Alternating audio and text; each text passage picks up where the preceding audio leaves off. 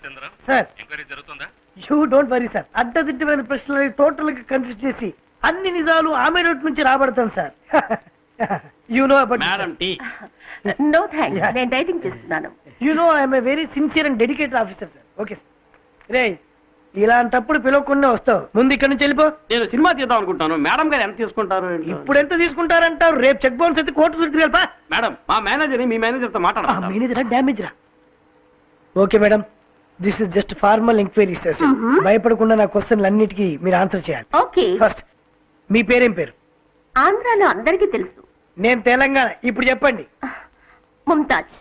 ముంతాజ్ అంటే తాజ్ హోటల్స్ అన్ని మీవేనా? Don't be funny please. అయితే తాజ్ టీ కంపెనీ ఒకటి ఉంది కదా, దానికి మీకేమైనా సంబంధం ఉందా? ఉంది.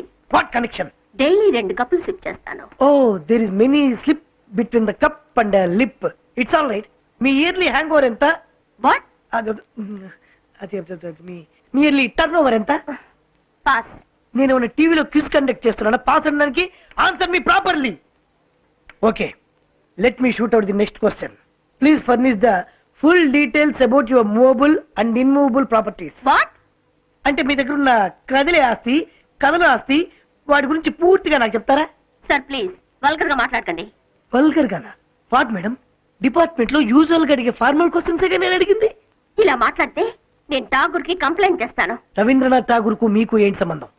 నేను చెప్పిన ఠాగూర్ మెగాస్టార్ చిరు. చిరు?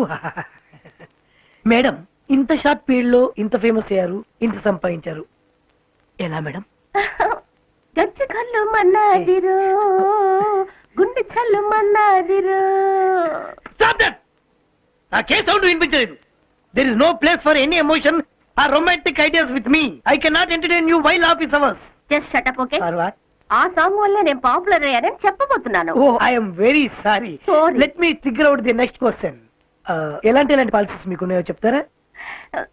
చాలా సినిమాలు చేయాలి, బాగా సంపాదించాలి, దాంతో సమాజానికి సేవ చేయాలి.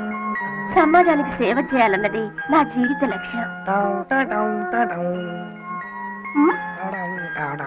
హలో, ఏంటి మేడం, నేనేం పాలసీస్ ఉన్నాయని అడిగితే మీరు సినిమా డైలాగ్ చెప్తున్నారేంటి? I'm asking about the insurance policies. It's all right. One personal question. మీరు ఆర్టిస్ట్ కాకుంటే ఏమై ఉండేవారు? Doctor, lawyer, engineer? అమ్మనై ఉండేదాన్ని. యాక్చువల్ గా మాకు వచ్చిన ఆథెంటిక్ ఇన్ఫర్మేషన్ ప్రకారం సారీ మేడం, లంచం తీసుకోండి. ఐఎమ్ హరిశ్చంద్ర రావు. కాదు, ఇందులో నా ఫోటోగ్రాఫ్ విత్ ఆటోగ్రాఫ్ ఉంది. What you think about me? From the very beginning you have been disturbing my inquiry session. If I complain to the superior officer, you may have to face very serious consequences, madam, and also that is very naughty. Shooting time అయింది darling, please. Sir ఏంటయ్యా enquiry పూర్తయిందా? పూర్తయింది sir.